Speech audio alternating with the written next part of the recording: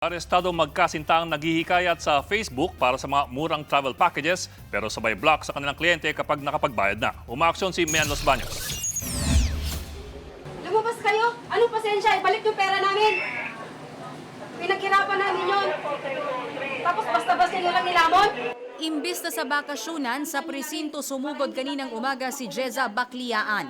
Napornada kasi ang planong bakasyon ng kanyang pamilya sa Hong Kong matapos daw maloko ng magkasintahang Mati Ocampo at Mary Joy de la Cruz na nagpakilalang taga-travel agency na Blue Sky Travel and Tours. Sa Facebook daw nakilala ni Jeza si Mary Joy na nag-aalyas sa iba't ibang pangalan. Ayon sa biktima, malakas makahikayat ang mga promo at murang travel packages.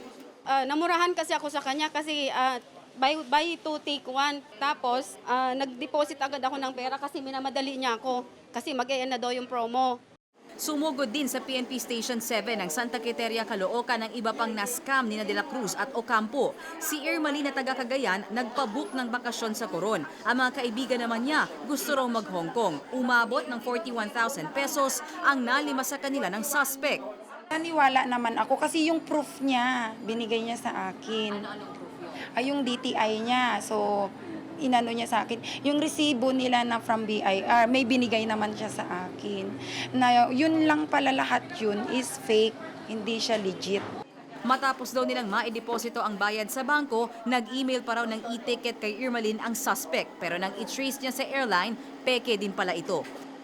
Pare-parehas yung kwento ng mga biktima na kapag nakikipag-transaction sila dito sa mga suspect at naniningil ng bayad tong mga to, makikita ninyo yung conversation active doon sa FB Messenger. Sumasagot pa yung mga suspect, ito yung mga biktima.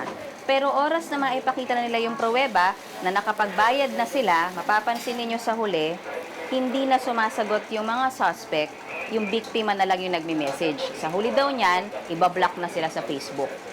Si Gina naman 105,000 pesos ang naihulog para sa 5 days, 4 nights na bakasyon sana sa Japan, kasama ang kanyang mga anak.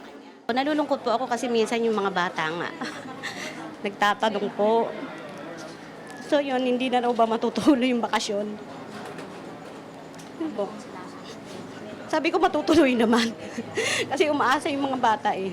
Si Gina ang gumawa ng paraan para maisailalim sa entrapment operation ang magkasintahan.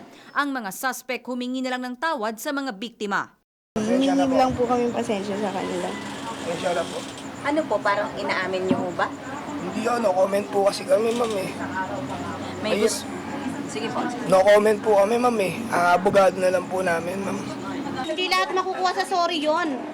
Dahil marami kaming niloko nyo. Yung magsalita ka ng sorry, mas nakakagigil sa amin yun. Sa totoo lang. Kung alam mo lang kung ano nararamdaman namin ngayon. Nasampahan na ng kasong swindling estafa ang mga suspect. 1 taong pagkakakulong ang parusa, pero mas maraming magrereklamo, mas titindi raw ang parusa. Kaya panawagan ng mga otoridad, lumutang ng iba pang nabiktima at tumungo sa nasabing police station. Umaaksyon Mian Los Baños, News Spot.